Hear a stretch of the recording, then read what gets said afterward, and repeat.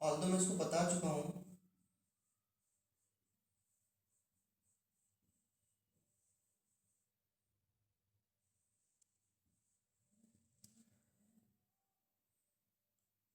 सो सभी बच्चे जानते हैं पीवी इक्वल टू क्या होता है, एनआरटी। एनआरटी। और इस इक्वेशन से P प्रोपोर्शनल टू N होता है yes sir. At constant temperature. So moles, अगर गैसियस मोल्स ज़्यादा होंगे तो प्रेशर भी क्या होगा, ज़्यादा होगा बच्चों। ज्यादा। हाँ। सो मैंने डायरेक्ट क्या बताया था कि अगर कोई इक्विलिब्रियम ए गैस से B gas plus C gas हो, ये इक्विलिब्रियम कैसा है, होमोजीनियस है, वन फेज है ना केवल। Yes so sir. अगर इसमें हम प्रेशर बढ़ाएंगे so product side number of moles ज़्यादा है,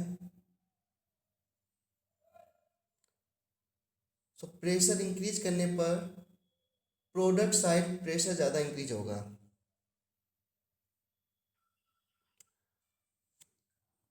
देखो एक बात पहले आपको समझना पड़ेगा बच्चों कि अभी इसमें इक्विलिब्रियम मेंटेन्ड है,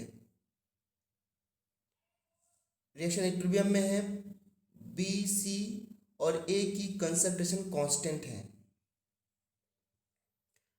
अब आप ये चेक करना चाहते हो कि प्रेशर इंक्रीज करने पर, डिक्रीज करने करके भी चेंज कर सकते हो आप। प्रेशर इंक्रीज करने से इस इक्विलिब्रियम में डिस्टरबेंस आएगा तो वो किधर शिफ्ट होगा, नया इक्विलिब्रियम कैसे अचीव होगा वापस से। तो आप क्या देख रहे हो कि when you increase the pressure, suppose आपने प्रेशर 2 टाइम्स कर दिया, तो प्रेशर 2 टाइम्स कर दिया तो थ्योरेटिकली हम ये कह सकते हैं कि प्रोडक्ट साइड प्रेशर 4 टाइम्स हो जाएगा। यस या नो? Yes sir. क्योंकि हाँ, क्योंकि प्रोडक्ट साइड हम ऐसे लिखेंगे इसका K P equal to partial pressure of B, partial pressure of C and partial pressure of A. When you increase the pressure 2 times, ये भी 2 टाइम्स इंक्रीज हुआ, ये भी 2 टाइम्स इंक्रीज हुआ, ये भी 2 टाइम्स इंक्रीज हुआ। ठीक है, तो मैं इसको लिखूंगा पी बी कैसे हो जाएगा, 2p और यहाँ पर ये 2p। ठीक है, तो वो जो प्रोडक्ट साइड उधर 4 टाइम्स इंक्रीज हो गया क्योंकि उस साइड नंबर ऑफ मोल ज़्यादा थे। तो अब इक्विलिब्रियम डिस्टर्ब हो गया। डिस्टर्ब जब हुआ तो कैसे बैलेंसिंग इफेक्ट आएगा। मैंने कहा था कि ली प्रिंसिपल से कि if you apply any change at equilibrium then equilibrium shifted in that direction where it can minimize that change। तो अगर B और C के मॉलिक्यूल रिएक्ट करके A के मॉलिक्यूल्स बनाएंगे आफ्टर इंक्रीजिंग द प्रेशर, तो इससे क्या होगा, B और C के मोल्स कुछ कम होंगे और A के मोल्स कुछ इंक्रीज होंगे। Yes sir. Yes sir. और A के मोल्स इंक्रीज होंगे मीन्स A की तरफ प्रेशर भी क्या होगा, इंक्रीज होगा। और ये तब तक कब तक इंक्रीज होगा, जब तक इक्विलिब्रियम ना आ जाए। जब तक इक्विलिब्रियम ना आ जाए। Very good. तो क्या इक्विलिब्रियम को आप समझ रहे हो। इक्विलिब्रियम का एक मीनिंग तो आपने सीखा है कि जब कंसंट्रेशन कांस्टेंट हो जाए। आपने देखो इक्विलिब्रियम आप बहुत जगह फील कर सकते हो डेली लाइफ में। जैसे अगर दो बॉडी हैं ऐसे, ठीक है बच्चों, एक टेम्परेचर मान लो 30 केल्विन पे है और इसको दूसरे बॉडी से जोड़ दिया गया है जिसका टेम्परेचर 20 केल्विन है। अगर दोनों को कनेक्ट कर दोगे तो क्या होगा बताओ, क्या इधर से हीट इस पे ट्रांसफर होगी, हाई टेम्परेचर से लो टेम्परेचर, यस सर। नहीं होगी। Yes sir. होगी ना, okay. Yes sir. Heat transfer होगी और कब तक ट्रांसफर होगी, जब तक दोनों टेम्परेचर क्या ना हो जाए, इक्वल। इक्वल ना हो जाए। बताओ ऐसा होता है कि नहीं होता है। होता है सर। अगर एक, हाँ, अगर आप एक आयरन की रॉड को ले करके इस एंड को हीट करें, केवल इस एंड को हीट करें, क्या थोड़ी देर बाद पूरी आयरन की रॉड नहीं हीट हो जाएगी। Yes sir. हो जाएगी पूरी। हाँ, तो जब टेम्परेचर कांस्टेंट हो जाए इस तरीके से, इसको हम लोग बोलते हैं थर्मल इक्विलिब्रियम। क्या बोलते हैं इसको, थर्मल इक्विलिब्रियम।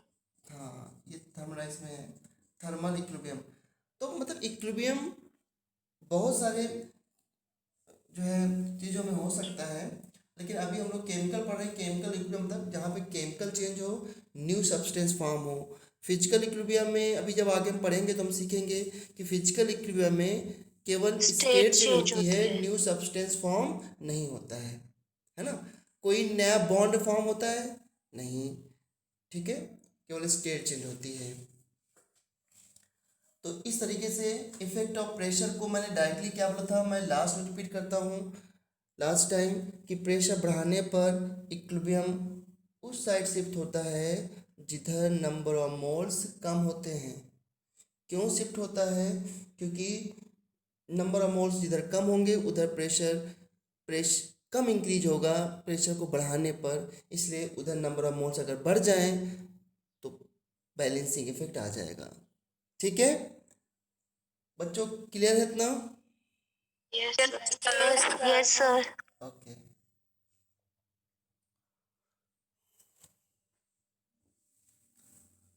कल मैंने 3 एग्जाम्पल भी दे दिए थे इसके। जब delta N G zero yes होता है तो सर। क्या इफेक्ट का प्रेशर का इफेक्ट होता है? यस सर होता है। एनजी जीरो होता है तो नहीं होता सर। चलो एक क्वेश्चन मैं पूछता हूँ फिर आगे बढ़ता हूँ। Carbon solid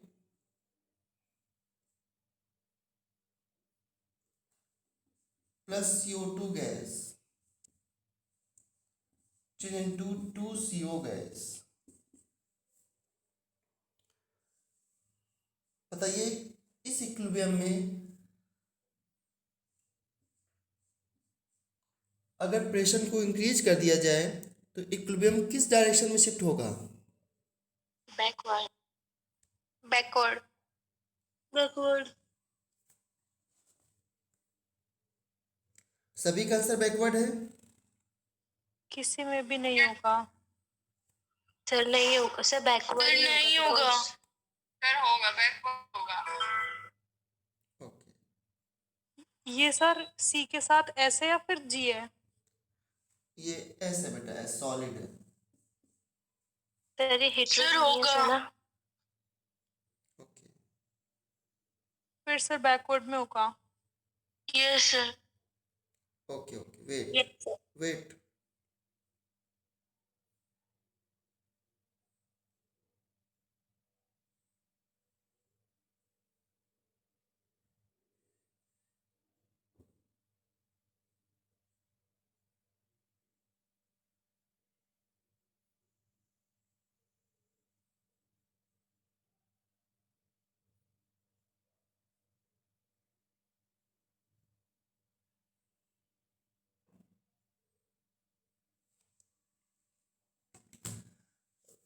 product side gas के कितने मॉलिक्यूल्स हैं, कितने मोल्स हैं? 2 Two. Moles.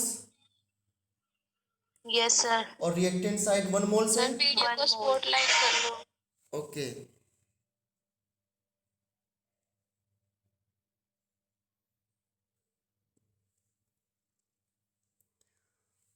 Product side 2 moles है, रिएक्टेड साइड 1 मोल्स है। तो प्रेशर बढ़ाने पर किस डायरेक्शन में प्रेशर ज़्यादा इंक्रीज होगा, प्रोडक्ट साइड में या रिएक्टेंट साइड में? Sir product. प्रोडक्ट साइड में। तो बैलेंस करने के लिए रिएक्शन को बैकवर्ड शिफ्ट करना चाहिए, फॉरवर्ड शिफ्ट करना चाहिए? Backward. Backward. Okay. So that कि CO2 गैस के मोल्स इंक्रीज हो और बैलेंसिंग इफेक्ट आ जाए after increasing the pressure. Okay. Yes sir. Backward होगा। आई थिंक मैंने इसमें बहुत टाइम जो है वो ड्योर कर दिया है। अब मैं आगे पढ़ता हूँ इफेक्ट ऑफ वॉल्यूम, क्योंकि टेस्ट भी है बेटा। इसके बाद है इफेक्ट ऑफ वॉल्यूम।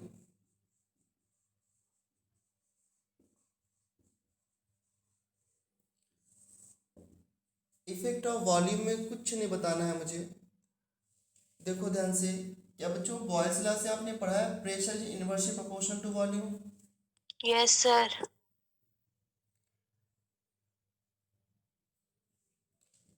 अब जो इक्विलिब्रियम प्रेशर बढ़ाने से मान लो बैकवर्ड शिफ्ट हो रहा है, तो प्रेशर बढ़ाया है तो अल्टीमेटली वॉल्यूम हमने क्या किया है बताइए? डिक्रीज। डिक्रीज। तो प्रेशर इंक्रीज और वॉल्यूम डिक्रीज का सेम इफेक्ट ही तो होगा। Tell me. यस अगर मैं सर। बोलता हूँ कि किसी रिएक्शन में प्रेशर बढ़ाने से रिएक्शन बैकवर्ड है, तो इसका मतलब है कि वॉल्यूम घटाने से बैकवर्ड है। समझे? सो प्रेशर इंक्रीज का मतलब वॉल्यूम डिक्रीज। जैसे मैं आपसे कहूँ, जो मैंने इक्विलिब्रियम पहले लिया था, ए गैस से B gas plus C gas, मैंने कहा इसमें प्रेशर इंक्रीज कर दो, क्या होगा? यू सेड कि इसमें इक्विलिब्रियम की डायरेक्शन बैकवर्ड चली जाएगी, केपी को कांस्टेंट रखना है। तो इक्विलिब्रियम डायरेक्शन बैकवर्ड की, प्रेशर इंक्रीज करने के बाद, तो वॉल्यूम डिक्रीज करने के बाद भी तो बैकवर्ड ही गई है, क्योंकि प्रेशर इंक्रीज अल्टीमेटली वॉल्यूम में डिक्रीज ही तो है। तो हमें वॉल्यूम के इफेक्ट को क्या पढ़ना है जब हमने प्रेशर के इफेक्ट को पढ़ लिया है? Yes sir. हाँ, तो प्रेशर इंक्रीज और वॉल्यूम डिक्रीज का सेम इफेक्ट है, या प्रेशर डिक्रीज और वॉल्यूम इंक्रीज का सेम इफेक्ट है। जैसे H2 gas plus Cl2 gas into 2HCl gas, इस इक्विलिब्रियम में डेल्टा Ng जीरो है, तो इस पर कोई इफेक्ट है प्रेशर का? नहीं नो है। सर। No sir. तो इसमें वॉल्यूम का भी कोई इफेक्ट नहीं है, no effect of volume.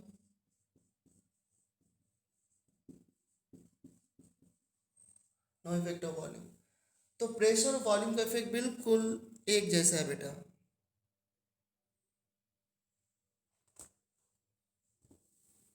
Okay sir. अब थर्ड आते हैं, effect of concentration.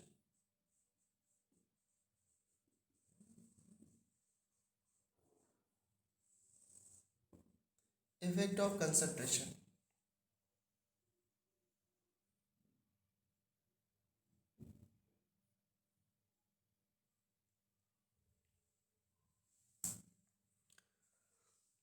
Effect of concentration का क्या मीनिंग है?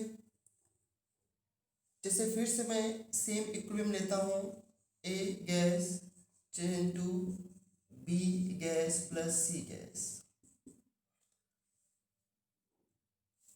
सो इफेक्ट ऑफ कंसंट्रेशन मीन्स कि जो रिएक्टेंट्स हैं, प्रोडक्ट हैं, अगर इक्विलिब्रियम के बाद इनकी कंसंट्रेशन को चेंज किया जाए तो इक्विलिब्रियम कैसे चेंज होगा? आपको एक चीज़ पता है बच्चों कि केपी और केसी चेंज नहीं होने वाले हैं, ठीक है? केपी केसी चेंज नहीं होने जा रहा है, केवल आपको ये देखना है कि बी और सी और ए की कंसंट्रेशन को अगर चेंज किया जाए तो डायरेक्शन कैसे चेंज होगी, टू मेंटेन केपी कांस्टेंट या केसी कांस्टेंट, ठीक है? सो अगर मैं आपसे कहूँ कि इस इक्विलिब्रियम में कंसंट्रेशन ऑफ ए को इंक्रीज कर दिया गया, अभी ये इक्विलिब्रियम में है, मीन्स इनकी कंसंट्रेशन क्या है, कांस्टेंट है। फिर सडनली आपने ए की कंसंट्रेशन को इंक्रीज कर दिया, तो ए की कंसंट्रेशन इंक्रीज करने से क्या होगा बताइए? प्रोडक्ट ज्यादा बनेंगे। बिल्कुल सही, क्योंकि आपने पढ़ा है ली चैटर्जी प्रिंसिपल क्या होता है, if we apply any change equilibrium shifted in that direction where it can minimise that change. अब अगर इक्विलिब्रियम पे आपने ए की कंसंट्रेशन को इंक्रीज किया तो इक्विलिब्रियम डिस्टर्ब हो गया। अब वो यस सर। जो ए की कंसंट्रेशन आपने इंक्रीज की है उसको क्या करेगा, वो मिनिमाइज करने की कोशिश करेगा। यस और सर। ए की जो कंसंट्रेशन इंक्रीज है वो कैसे मिनिमाइज हो सकती है, जब ए किस में कन्वर्ट फॉरवर्ड हो, डायरेक्शन में शिफ्ट होके। फॉरवर्ड शिफ्ट में हो। अब वो कितना शिफ्ट होगा जो हमने इंक्रीज किया वो अलग बात है, लेकिन ये कि कुछ मॉलिक्यूल ए के बी और सी में कन्वर्ट हो जाएंगे। अंडरस्टूड? Yes sir. तो आपने देखा है कि जब ए की कंसंट्रेशन बढ़ाते हैं तो ए के मॉलिक्यूल के बीच में कोलिजन बढ़ेंगे। कोलिजन मीन्स, ध्यान रखना एक बात, किसी रिएक्शन को होने के लिए मॉलिक्यूल्स का कोलाइड करना इंपॉर्टेंट है। अगर मॉलिक्यूल एक दूसरे से कोलाइड नहीं करेंगे, अगर ए मॉलिक्यूल दूसरे ए मॉलिक्यूल से कोलाइड नहीं करेगा तो बी और सी कभी नहीं बनेंगे। तो इस स्टेटमेंट को कोई रिपीट करे कि to form a product reactant molecule must collide. बोलो इसको कोई To statement. form a product, reactant molecules must be collide. क्या अगर प्रोडक्ट को रिएक्टेंट बनाना है तो क्या प्रोडक्ट को भी आपस में कोलाइड करना चाहिए? Yes, sir. हाँ। और सभी बच्चों को एक बात पता है कि जैसे रिएक्टेंट प्रोडक्ट में कन्वर्ट होता है तो क्या सडनली इक्विलिब्रियम आ जाता है? नहीं, जब तक प्रोडक्ट की No, क्वांटिटी sir. जब तक प्रोडक्ट की क्वांटिटी थोड़ा रीच ना कर जाए। ओके, तो Okay, sir. किसी रिएक्शन, जैसे हमने लिखा भी था लॉ ऑफ मास सेक्शन में कि rate of forward reaction directly proportional to the concentration of A. नहीं पढ़ा था बच्चों हम लोगों ने? पढ़ा था sir. Rate of forward reaction proportional to concentration of reactant. तो इसका क्या मतलब होता है? इसका मतलब ये होता है कि अगर मैं रिएक्टेंट की कंसंट्रेशन बढ़ाऊंगा तो उनके बीच में कोलिजन भी बढ़ेंगे और प्रोडक्ट की कंसंट्रेशन भी इंक्रीज होगी और रिएक्शन का रेट भी बढ़ेगा। ठीक है, स्पीड भी बढ़ेगी। अगर सोचो एक कंटेनर में केवल 2 मॉलिक्यूल हैं रिएक्टेंट के, क्या इनके बीच में कोलिजन के चांसेस बहुत ज़्यादा है? क्या ये बार बार कोलाइड करेंगे? नहीं करेंगे ना। No, sir. जब क्राउड होगा, बहुत सारे ए पार्टिकल्स होंगे, तभी उनके चांस होंगे प्रोडक्ट में कन्वर्ट होने के। ठीक है, तो इसलिए rate of reaction increases with increase in the concentration. If you increase the Excuse me, sir. Concentration of A you will get more product. If you increase the concentration of B, you will get more reactant in case of equilibrium. ठीक है, okay. तो concentration ए increase करोगे तो you get, मतलब equilibrium will shift in forward direction. Kp and Kc remains constant ना, इसको constant ही रखना है। नाउ अगर कंसंट्रेशन ऑफ बी को इंक्रीज करोगे तो क्या होगा? बी और सी, बैकवर्ड रिएक्शन होगी सर. प्रोडक्ट रिएक्टेंट बनेगा. हाँ रिएक्टेंट बनेगा। मीन्स पहले जो भी इक्विलिब्रियम में रिएक्टेंट है, अगर बी को हमने इंक्रीज कर दिया तो रिएक्टेंट जो पहले इक्विलिब्रियम में था अब उसकी वैल्यू उससे थोड़ी क्या हो जाएगी? ज़्यादा हो ज़्यादा. जाएगी। हाँ, इस तरीके से अगर कंसंट्रेशन ऑफ सी बढ़ाते हो तब भी डायरेक्शन क्या होगी? Backward. Backward. Sir shift to backward का मतलब क्या होता है? इक्विलिब्रियम में तो फॉरवर्ड बैकवर्ड डायरेक्शन में होता ही रहता है, तो हम ऐसे कैसे कह सकते हैं कि शिफ्ट होता है? शिफ्ट का मतलब बेटा वही तो मैं काफ़ी देर से समझा रहा हूँ मैं आपको कि मान लो ये कोई इक्विलिब्रियम है, अभी इनकी कंसंट्रेशन कांस्टेंट है, राइट? कंसंट्रेशन कांस्टेंट का मतलब कि इतनी फास्ट इसमें एक दूसरे में कन्वर्ट हो रहे हैं कि कंसंट्रेशन की चेंज नहीं हो रही है। ठीक है, आप सुन रहे हो मेरी बात को? Yes sir. और थोड़ा ऐसे भी समझ लो, मान लो कि अभी इक्विलिब्रियम है इनके बीच में और इक्विलिब्रियम पे इसकी वैल्यू 5 है, इसकी वैल्यू 3 है, इसकी वैल्यू 2, इसकी वैल्यू कुछ 4 मान लिया, इसकी भी चलो 3 मान लेते हैं। ठीक है, तो इसका इक्विलिब्रियम कांस्टेंट सी क्या आएगा? वॉल्यूम ने 1 मान लिया तो क्या आएगा? 3 × 3 concentration of B, concentration of C, concentration of A. अब इनकी वैल्यू है 3 × 3 और यहाँ पे ए कितना है? 5, तो कितना आ गया? 9/5। क्या इसका इक्विलिब्रियम कांस्टेंट 9/5 है अभी? Yes sir. और इसकी 3 और 5 वैल्यू कांस्टेंट है। अब मानो इसके 0.1 मॉलिक्यूल इसमें कन्वर्ट हुआ तो ये इसका जो बना है वो 0.1 भी इसमें कन्वर्ट हो गया, तो इनकी कंसंट्रेशन अभी क्या बनी हुई है? कांस्टेंट बनी हुई है। Yes sir. और ये तब तक कांस्टेंट रहेगी जब तक इसमें कोई बाहर से कोई और इफेक्ट ना अप्लाई किया जाए। अब क्या किया आपने? सडनली बी की कंसंट्रेशन बढ़ा दी। अब सडनली बी की कंसंट्रेशन बढ़ा दी, मान लो बी की कंसंट्रेशन 6 हो गई, यहाँ पे पहले 3 थी, अब क्या हो गई बच्चों? 6। 6. तो बी की वैल्यू यहाँ पे 6 आ गई। अब नया 6 आ गई तो क्या ये 9/5 रहेगा? No sir. No sir. लेकिन हम क्या पढ़ रहे हैं कि अगर बी की कंसंट्रेशन को बढ़ा दो तो केसी और केपी में कोई चेंज रखना करना है क्या हमको? No sir. तो अब बताओ मुझे, जब बी की कंसंट्रेशन आपने बढ़ा दी तो फिर कैसे केसी को कांस्टेंट किया जाए? कैसे केसी को ए कांस्टेंट की किया जाए? कंसंट्रेशन भी बढ़ा. बढ़ानी पड़ेगी। दैट मीन्स जिस बच्चे ने पूछा है, दैट मीन्स क्या हुआ कि अब हम बी की कंसंट्रेशन बढ़ाएंगे तो अब इनकी कांस्टेंट वैल्यू न्यू हो जाएंगी, नहीं? Yes sir. अब नए इक्विलिब्रियम पे इनकी नई कांस्टेंट वैल्यू हो जाएंगी। केसी अभी अभी वही है। तो बी की क्वांटिटी कुछ क्या होगी, डिक्रीज होगी, और एक इसकी और डिक्रीज होगी 3 से, क्योंकि ये इससे रिएक्ट करके तो ही ए बनाएगा, या बी इंडिविजुअली ए बना लेगा, सी से रिएक्ट करके ए बनाएगा। तो मान लो कि इसकी कंसंट्रेशन 6 से कुछ 4 हो गई, ये फिर 2 हो गई, और ये कुछ और इंक्रीज हो गई, तब जब तक ये 9/5 वापस नहीं आ जाएगा तो न्यू कांस्टेंट वैल्यू हो जाएंगी। नहीं बात समझ आई जिस बच्चे ने पूछा था? आ गई सर। हाँ, मीन्स जब when you change the concentration of any substance, any species present in the equilibrium, then जो इक्विलिब्रियम स्पीसीज उनकी नई कांस्टेंट वैल्यू हो जाती हैं in next equilibrium, but KP constant रहता है, मतलब 9/5 अभी भी आएगा, बट उनकी कांस्टेंट वैल्यू जो है वो चेंज हो जाएंगी। क्लियर है?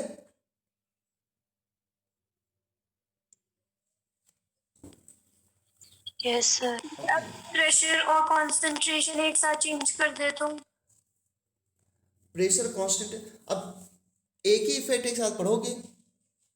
वैसे भी अगर आपने बी की कॉन्सेंट्रेशन बढ़ाई है तो एक तरीके से बी का प्रेशर भी तो बढ़ गया बी की साइड में, तो बैकवर्ड ही तो शिफ्ट हो रही है, नहीं? Okay sir. जिसके गैस के मोल्स बढ़ा रहे हो, तो गैस के मोल्स बढ़ने से pressure directly proportional to number of moles, तो बी की मोल्स बढ़ाओगे तो बी की वजह से प्रेशर भी तो बढ़ जाएगा बेटा। तो जिधर प्रेशर बढ़ गया है डायरेक्शन बैकवर्ड चली जाएगी, सो दैट कि उसका बढ़ा हुआ प्रेशर मिनिमाइज हो सके। क्या क्लियर है मेरी बात? Yes sir. हाँ, यस सर। अब मुझे बताओ, जल्दी से इसको खत्म करना है, जल्दी बताओ मुझे, अगर मैं कुछ मॉलिक्यूल बी के रिमूव कर दूं इक्विलिब्रियम से, देन इक्विलिब्रियम किस साइड शिफ्ट होगा? Forward. Forward. Forward. Forward. If some moles of B is removed, B के कुछ मोल्स रिमूव कर दिया जाए, इक्विलिब्रियम किधर शिफ्ट होगा? फॉरवर्ड। कोई कंफ्यूजन है किसी को? देख लो ध्यान से, Kp या Kc equal to concentration of B concentration of C upon concentration of A। ठीक है, अब मैंने कहा बी के हमने कितने मोल्स लिए थे? 3 × 3/5। अब मैंने बी के कुछ मोल्स रिमूव कर दिए, तो न्यू केसी में क्या लिखूंगा मैं? मान लो बी के मोल्स रिमूव कर दिए, तो मान लो बी का 1 मोल बचा, ये 3 है, ये 5 है, पहले 9/5 था, अभी भी हमको 9/5 लाना है। क्या करूँ? अगर बी के कुछ मोल्स रिमूव कर दिए हैं तो वो 1 हो गया, क्या ये 9/5 आ रहा है? अभी नहीं आ रहा है, क्या करना No, पड़ेगा? ए को और क्या होना पड़ेगा? डिसोशिएट। सो ए और डिसोशिएट हो, जिसे बी जो बी की वैल्यू कुछ कम हो गई है वो क्या हो? इंक्रीज हो। ठीक है ना? तो if you remove product, reactant will shift into forward direction, if you remove reactant, product will shift into the right backward direction. I think समझ गए। तो देखो इसमें डेल्टा एन जी का कोई मतलब नहीं कि अच्छा इसमें बोलेंगे कि डेल्टा एन जी 0 है तो इफेक्ट कुछ नहीं होगा, ऐसा बोलेंगे क्या? No sir. सर। हाँ, इसमें No, डेल्टा एन जी का कोई sir. मतलब नहीं। तो बस अब मैं लास्ट बोलता हूँ बेटा, क्योंकि सब सिंपल इफेक्ट है, इसमें इतना ज़्यादा डिस्कस करने की जरूरत नहीं है। अगर हम रिएक्टेंट कंसंट्रेशन इंक्रीज करेंगे तो फॉरवर्ड जाएगी, और प्रोडक्ट कंसंट्रेशन इंक्रीज करेंगे तो बैकवर्ड जाएगी। बस क्या मैं आप लोग समझ चुके हो? Yes sir. Yes sir. Yes sir. Okay fine. अब आते हैं हम लोग इफेक्ट ऑफ, क्या हो गया हमारा? प्रेशर हो गया, वॉल्यूम हो गया, कंसंट्रेशन हो गया। यस, सर इसमें डेल्टा एच जी का कोई रोल नहीं है? कोई रोल नहीं है ना।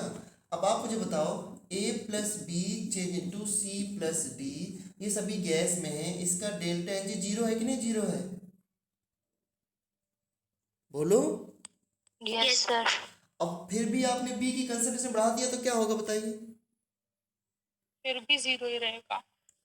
हाँ, बी की कंसंट्रेशन को आप बढ़ाओगे तो प्रोडक्ट जाएगा नहीं? प्रोडक्ट आ जाएगा सर जाएगा। बस। Yes sir. फॉरवर्ड। हाँ, और कुछ इसमें ज़्यादा माइंड यूज नहीं करना है कि अगर रिएक्टेंट, मैंने कहा ना कि बस इसमें इतना कंसेप्ट है, if you increase the concentration of reactant it will go into the forward direction, reaction will go to forward direction, और अगर आप प्रोडक्ट कंसंट्रेशन बढ़ाते हो तो reaction will shift in the backward direction. That's it.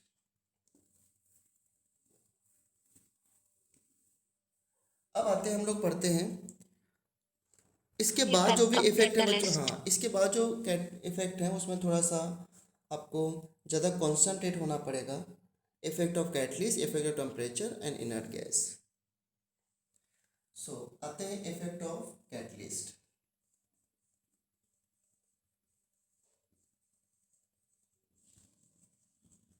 चलो मुझे बताओ, obvious सी बात है कि अगर हम कैटलिस्ट का इफेक्ट पढ़ रहे हैं तो पहले हम कैटलिस्ट क्या होता है ये सीखेंगे, और इसकी डेफिनेशन सभी स्टूडेंट को पता भी होगी कैटलिस्ट क्या होते हैं। So anyone can define?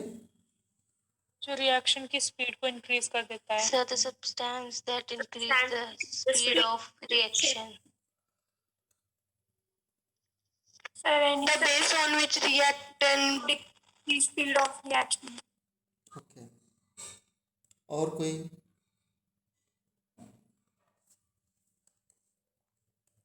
जो रिएक्शन में खुद इन्वॉल्व नहीं होता और स्पीड इंक्रीज कर देता है। अच्छा, The base which is responsible for reaction. अच्छा, बट अगर कैटलिस्ट नहीं है तो क्या रिएक्शन नहीं होती है? होती है पर स्लो होती है। अच्छा, और यू श्योर कि बिना कैटलिस्ट के सभी रिएक्शन स्लो होती हैं? Oh sir. और क्या कैटलिस्ट का केवल एक ही एप्लीकेशन है कि रिएक्शन के रेट को बढ़ाना, इसलिए कैटलिस्ट यूज किए जाते हैं? कम भी करता है। हाँ, कम भी करता है। अगर आप बुक्स सर पढ़ोगे, एक्टिवेशन एनर्जी को लो करता है फॉरवर्ड और रिवर्स रिएक्शन की सेम अमाउंट में। अरे वाह, देखो कैटलिस्ट जनरली बुक्स में लिखा होता है बच्चों कि catalyst are the substance which increases the rate of reaction, ये लिखा होता है, बट एक्चुअल में कैटलिस्ट रिएक्शन के रेट को डिक्रीज भी कर सकते हैं। कैटलिस्ट दो टाइप के होते हैं, पॉजिटिव और नेगेटिव। और कैटलिस्ट तो सभी की लाइफ में होनी चाहिए। कैटलिस्ट का मतलब क्या होता है? जो चीज़ आपको जो बूस्ट अप करता बूस्ट अप करे, प्रमोट करे आपको, वो आपकी लाइफ में कैटलिस्ट है, राइट? है लाइक टीचर्स। अब लाइक टीचर्स ठीक है, हो सकता है भाई किसी टीचर को देख के आप ज़्यादा इंस्पायर होते हो, या टीचर के अलावा भी हो सकता है, मानो कोई आपके नेबर में कोई ऐसा स्टूडेंट है बच्चों जो बहुत अच्छे से पढ़ाई जिसने की है और बहुत अच्छी पोजीशन पे है, तो आपके लिए वो भी तो कैटलिस्ट हो सकता है, नहीं हो सकता है? Yes sir. या फिर आपके पेरेंट्स भी आपके कैटलिस्ट हो सकते हैं। अगर आपने पेरेंट्स ने बहुत ही हार्ड वर्क किया है, बहुत ही बैड सिचुएशन में वो निकल के बाहर आए हैं और बहुत अच्छी पोजीशन को ऑक्यूपाई किया, तो वो भी तो आपके लिए कैटलिस्ट नहीं हो सकते हैं? Yes sir. ये भी हो सकता है कि आप इस दुनिया को समझ रहे हो कि कितनी कितनी गरीबी है, तो आप ये सोच सकते हो कि सर हमें मतलब हमें कुछ ऐसा बनना है कि लोगों की प्रॉब्लम्स को दूर किया जाए, तो ये जो सोच है ये आपके लिए कैटलिस्ट का काम नहीं कर रही है? Yes sir. हाँ, तो ये तो ठीक है, तो कैटलिस्ट आप वेरी इंपॉर्टेंट है ना। मेरे लिए कैटलिस्ट क्या है कि भाई बच्चे अगर क्लास में सही बच्चे ज्वाइन करते हैं, मेरी बात को सभी अच्छे समझते हैं, तो ये हमें बूस्ट करता है, तो ये हमारे लिए कैटलिस्ट है। अंडरस्टूड?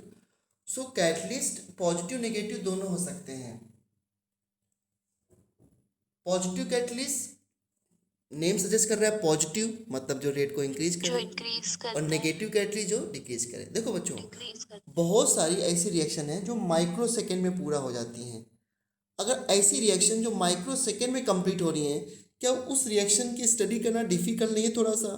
तो हम चाहते हैं कि उस रिएक्शन का रेट स्लो हो जाए, जिससे कि हम उसकी स्टडी क्या करें, ईजिली कर सकें, तो हमें नेगेटिव कैटलिस्ट भी ऐड करना पड़ता है। Understood?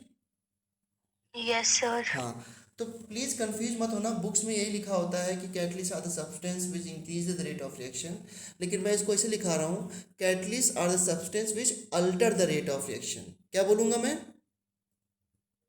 Which alter the rate of reaction. हाँ, अल्टर का मतलब मैं चेंज वर्ड यूज करूंगा। चेंज का मतलब स्पीड अप कर सकते हैं या फिर स्पीड स्लो कर सकते हैं। क्लियर है? Yes sir. तो बुक्स में अगर ये लिखा हो कि नहीं इंक्रीज ही करते हैं, तो कंफ्यूज मत होना, जो भी मैं कह रहा हूँ वो भी बिल्कुल सच मतलब सही बात है। ठीक है, तो चलो ठीक है, तो इसको सीखते हैं।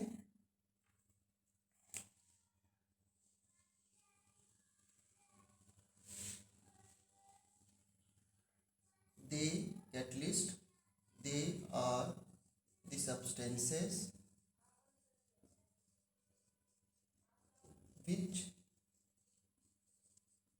alter the rate of reaction. Rate means speed, है ना, rate of reaction without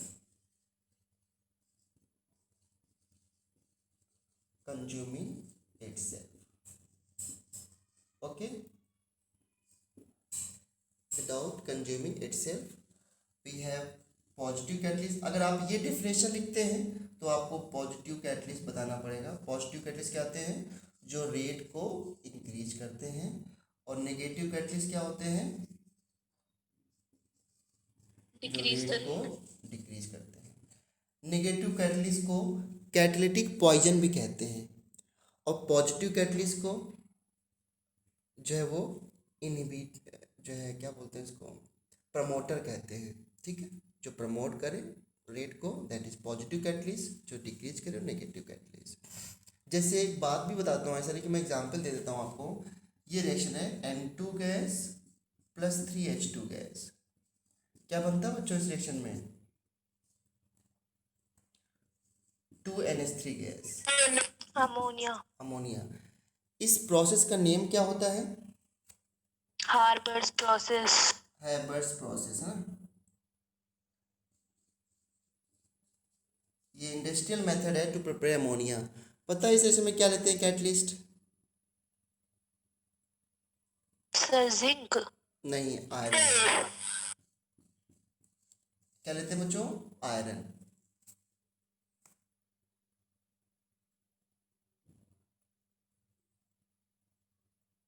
ठीक है, तो आयरन की प्रेजेंस में इस रिएक्शन का रेट जो है वो इंक्रीज हो जाता है.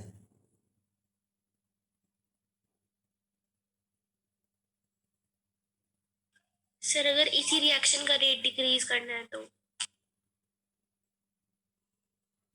अगर इसका रेट डिक्रीज करना है तो you add CO to that reaction, carbon monoxide.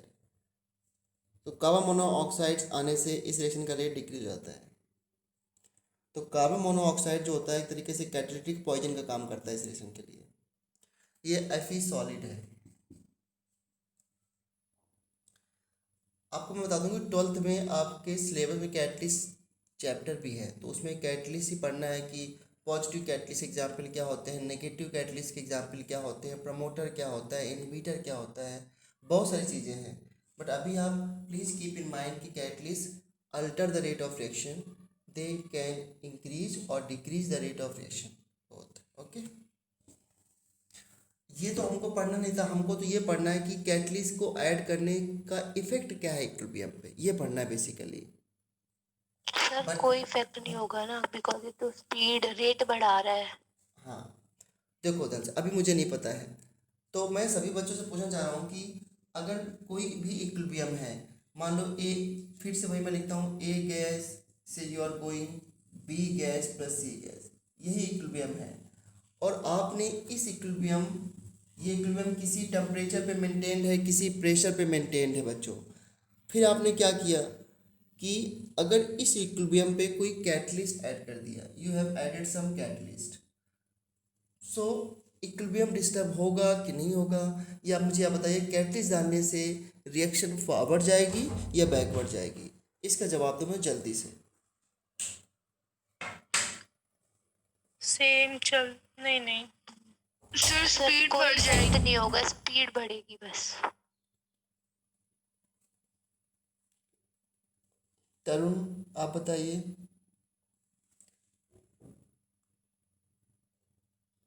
Anyone? 2 to 3 4 students response करते रहते हैं. देखो, गलत और सही की चिंता मत किया करो, बस रिस्पॉन्स किया करो, जिससे कि आपको सीखने को मिलता है. गलतियां तो सभी करते हैं, टीचर्स नहीं करते क्या गलतियां? टीचर्स भी करते हैं. बिना गलती करे तो बाहर मतलब लाइफ में आगे बढ़ ही नहीं सकते हैं. सोचो, जो देश का प्राइम मिनिस्टर बच्चों, उसके इतने एडवाइज़र होते हैं, तब भी उससे गलती हो जाती है, नहीं होती है? Yes sir. तो आप लोग तो छोटे छोटे बच्चे हो, तो आपसे गलतियां तो होना ज़रूरी है. और गलती करके सीखते रहोगे, तो इसलिए जवाब जितना दोगे, जितना बताओगे कि ऐसे क्यों नहीं हो रहा है, वैसे क्यों नहीं हो रहा है, मैं इस तरह बिल्कुल भी परेशान नहीं होता जब मुझसे आप बोल दोगे कि ऐसे क्यों हो गया वैसे क्यों हो गया। इवन इनफैक्ट मुझे और आपसे डिबेट और डिस्कशन करने में मुझे मज़ा आने लगता है कि ये रिस्पॉन्स हो रहा है। तो आप लोग, दो तीन बच्चों ने बोला है कैटलिस्ट के इफेक्ट से क्या होगा, कुछ और बच्चे भी बताएं कि कैटलिस्ट ऐड करने से क्या होता, तभी तो मैं समझ पाऊंगा कि कैटलिस्ट को क्या समझ रहे हैं।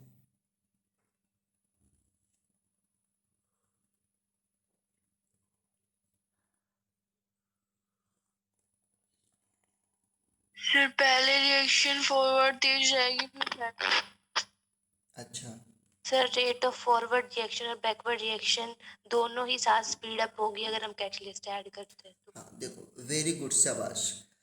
कैटलिस्ट डालने से इक्विलिब्रियम की डायरेक्शन में कोई चेंज नहीं होता है, क्योंकि कैटलिस्ट जो होता है बच्चों, वो इसमें डिस्टिंग्विश नहीं करता है कि मुझे फॉरवर्ड रेट बढ़ाना है और बैकवर्ड रेट घटाना है। ऐसा कैटलिस्ट नहीं करता। जब एक इक्विलिब्रियम में कैटलिस्ट आता है तो वो कैटलिस्ट दोनों रेट को इक्वली इफेक्ट करता है। इक्विलिब्रियम में दो रेट हैं, कौन से दो रेट हैं? फॉरवर्ड रेट और बैकवर्ड रेट। बैकवर्ड। हाँ देखो, अगर याद करो मैंने इक्विलिब्रियम कांस्टेंट कैसे डिफाइन किया था बच्चों, के इक्विलिब्रियम। यहाँ पर ई क्यू का मतलब क्या बताओ, यहाँ पर ई क्यू का मतलब क्या है? इक्विलिब्रियम। इक्विलिब्रियम। हाँ, इसको कुछ और मत समझ लेना। हाँ, तो के इक्विलिब्रियम होता है forward rate constant to the backward rate constant. ये तो लिखा था बच्चों हम लोगों ने, yes sir. Yes forward rate constant to the sir. Backward rate constant. अब मुझे बताओ, जब आपने कैटलिस्ट डाला इक्विलिब्रियम पे, तो जितना उसने फॉरवर्ड को इफेक्ट किया उतना ही बैकवर्ड को इफेक्ट किया। तो Yes, क्या sir. के इक्विलिब्रियम कांस्टेंट में कोई चेंज आएगा क्या? No No, sir. sir. No sir. तो जब के इक्विलिब्रियम कांस्टेंट में कोई चेंज ही नहीं आ रहा तो रिएक्शन को फॉरवर्ड बैकवर्ड जाने की जरूरत ही नहीं है। भाई फॉरवर्ड बैकवर्ड क्यों ले जाते थे हम लोग? सो दैट कि के इक्विलिब्रियम रिमेन्स कांस्टेंट, तभी तो इसलिए तो करते थे फॉरवर्ड Yes, बैकवर्ड। sir. लेकिन यहाँ पर जब दोनों बराबर ही इफेक्ट हो रहे हैं, के एफ और के बी, तो कोई चेंज तो होगा नहीं डायरेक्शन में। अगर नेगेटिव कैटलिस्ट डालोगे तो वो दोनों रेट को डिक्रीज करेगा, लेकिन दोनों रेट को इक्वली डिक्रीज करेगा, तभी के Yes, इक्विलिब्रियम में sir. कोई फर्क नहीं होगा। और अगर पॉजिटिव कैटलिस्ट डालते हो तभी वो दोनों रेट को इक्वली इंक्रीज करेगा, तभी के इक्विलिब्रियम में कोई फर्क नहीं पड़ेगा। तो हम ये कहेंगे कि कैटलिस्ट ऐड करने से केमिकल इक्विलिब्रियम की डायरेक्शन में कोई चेंज नहीं होता है। द क्वेश्चन इज कि कैटलिस्ट ऐड क्यों करते हैं?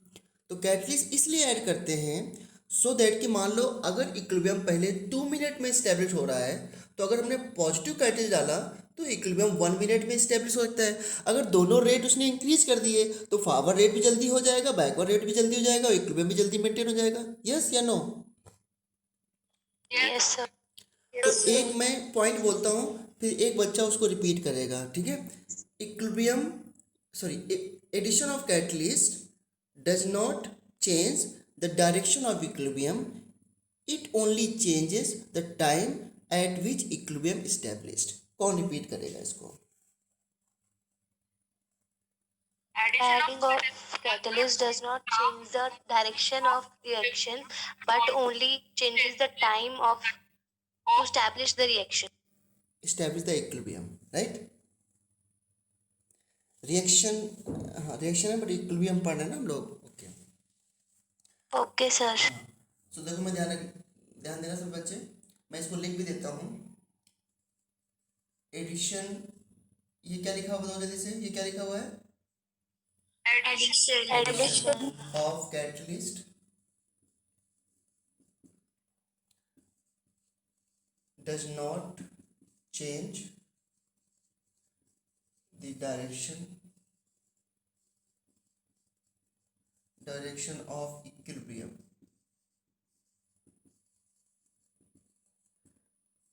it only changes the time at which equilibrium established। ठीक है, पहले इक्विलिब्रियम 2 मिनट में इस्टेब्लिश हो रहा था तो 1 मिनट में हो जाएगा। अगर पॉजिटिव कैटलिस्ट डालते हो, मान लो पहले इक्विलिब्रियम 1 सेकेंड में आ रहा था, तो कैटलिस्ट डालने, अगर नेगेटिव कैटलिस्ट डाल दिया तो हो सकता है वो 1 सेकेंड में ना इस्टेब्लिश हो, 30 सेकेंड में इस्टेब्लिश हो, क्योंकि वो दोनों रेट को डिक्रीज करेगा। तो फॉरवर्ड रेट भी स्लो होगा, बैकवर्ड रेट भी स्लो हो जाएगा। इस तरीके से। और सर इसका कोई रीजन है कि ये दोनों साइड इक्वल चेंज लाता है? कैटलिस्ट, कैटलिस्ट की डेफिनेशन बताओ क्या है? विच changes which alter the rate of reaction. क्या डेफिनेशन ये है कि विच changes the equilibrium alter the rate of reaction. तो कैटलिस्ट रेट को अल्टर करता है, लेकिन इक्विलिब्रियम में दो रेट हैं, फॉरवर्ड बैकवर्ड रेट, तो दोनों ही अल्टर होंगे, जो दोनों इफेक्ट, दोनों पर सेम इफेक्ट पड़ेगा। कैटलिस्ट को ये कैसे पता चलता है कि अब हमको फॉरवर्ड को इंक्रीज करना है, बैकवर्ड को डिक्रीज करना है? कैटलिस्ट इसमें डिस्टिंग्विश नहीं कर सकता है, ऐसा कोई कैटलिस्ट नहीं होता है, ठीक है। Okay sir. हाँ, तो इसलिए इक्विलिब्रियम में दो रेट। अगर मान लो ऐसे कहें, ऐसे कहें, ये सिंगल, ये तो इरिवर्सिबल रिएक्शन होगी, है ना। तो Only एक बात forward बिल्कुल rate सही है, increase होगा। कैटलिस्ट इंक्रीजेस या डिक्रीज रेट ऑफ, हाँ, तो इसमें अगर पॉजिटिव डालोगे तो फॉरवर्ड जाएगा, और बैक अगर नेगेटिव डालोगे तो रेट स्लो हो जाएगा, रिएक्शन का रेट, क्योंकि ये इक्विलिब्रियम नहीं है, ये तो सिंगल रेट रिएक्शन है। तो ये तो इसलिए इसमें हम कह सकते हैं कि हाँ, जो अगर हम कहीं डालेंगे तो रिएक्शन का रेट जो है वो इंक्रीज होगा या डिक्रीज होगा, इसमें इक्विलिब्रियम की कोई बात नहीं है ना। सो ये होता है कैटलिस्ट का इफेक्ट। अब कैटलिस्ट ऐसा करता कैसे है, इसको तो हम 12th में ज़्यादा अच्छे से सीख सकते हैं, बट थोड़ा बहुत और बताता हूँ मैं आपको, थोड़ा बहुत और बता सकता हूँ, बट ये कि कैटलिस्ट का इफेक्ट भी 12th में बहुत अच्छे से है।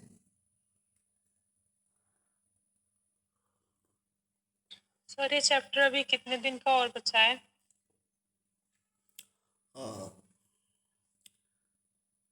आई सर थिंक, आयोनिक इक्विलिब्रियम ही बचा है बस अब फिजिकल के बाद। बट बेटा आयनिक भी अभी एग्जाम में नहीं आ रहा है, आयनिक बहुत बड़ा चैप्टर है, आयनिक अभी नहीं आ रहा है।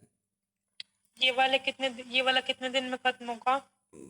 3 days और मान लीजिए प्लीज। एक्चुअली सर मैंने, लेकिन इस चैप्टर में लेकिन है सोचो मैं, आयोनिक। मतलब धीरे धीरे मैं आपको F1 के पैरेलल लेके आ चुका हूँ, थर्मोडायनेमिक्स में डिफरेंस आया था थोड़ा सा, बट ये कि अब धीरे धीरे आ रहा हूँ, लेकिन थोड़ा स्लो इसलिए चल रहा हूँ कि पूरा पूरा आपको लर्न भी साथ में हो रहा होगा, आई थिंक सो। तो एक असाइनमेंट हमने DPP सेंड किया है कल ग्रुप में, देखा था आप लोगों ने क्या?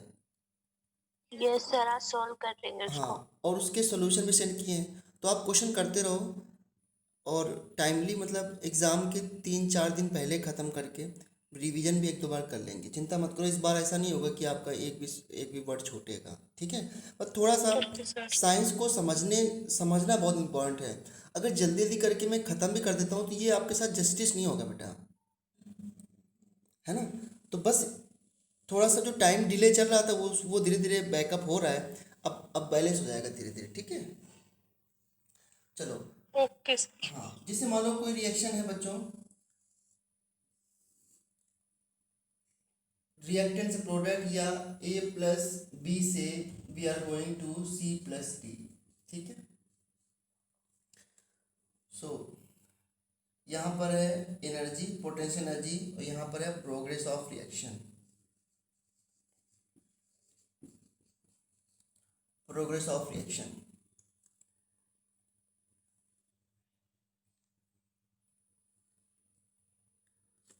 और लेट की हमारे रिएक्टेंट की एनर्जी यहाँ पे है, दिया the reactant particles A plus B।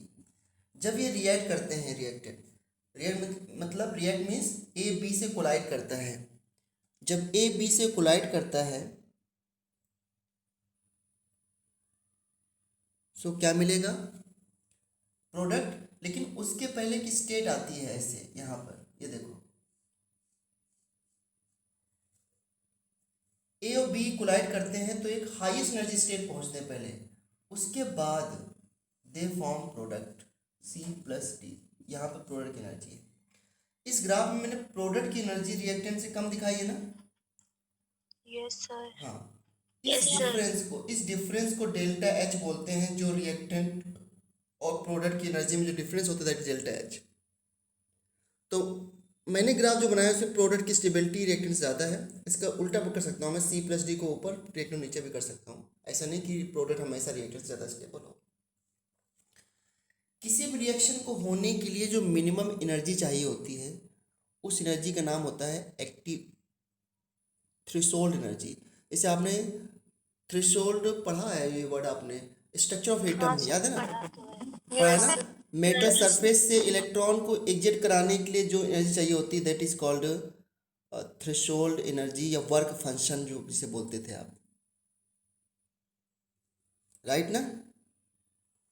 Yes sir. कोई बात नहीं, नेक्स्ट क्लास में हम यहीं से स्टार्ट करेंगे, कल की क्लास में, ठीक है?